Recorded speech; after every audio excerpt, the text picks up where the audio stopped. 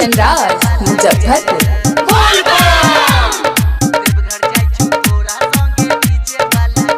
Recording by RR music. गामे गामे टोले टोले भेलो हा लागे, गामे गामे टोले टोले भेलो हा लागे।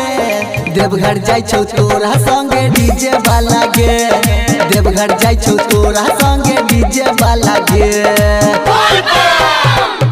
जिला दरभंगा मधुबनी वाला गे, जिला दरभंगा मधुबनी वाला गे। देवघर जाय छौ तोरा संगे डीजे वाला गे, देवघर जाय छौ तोरा संगे डीजे वाला गे। अभी आप सुन रहे हैं रिकॉर्डिंग स्टूडियो सकरी से। देवघर जाय छौ तोरा संगे डीजे वाला गे। डीजे कंचन राज मुजफ्फरपुर।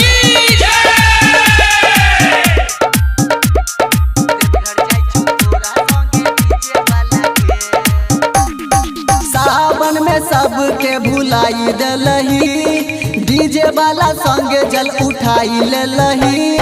सावन में सबके भुलाई दलही, डीजे वाला संगे जल उठाई लेलही।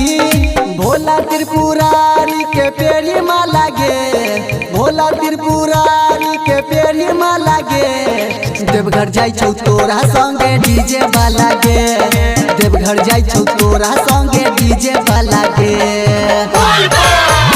आप सुन रहे हैं रिकॉर्डिंग स्टूडियो सकरी से।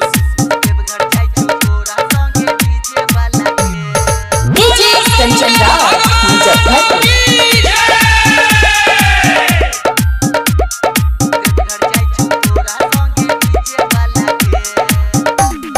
डीजे बजा के तोरा संगे जेतो, दूर देव घर तोरा नहीं बुझेतो।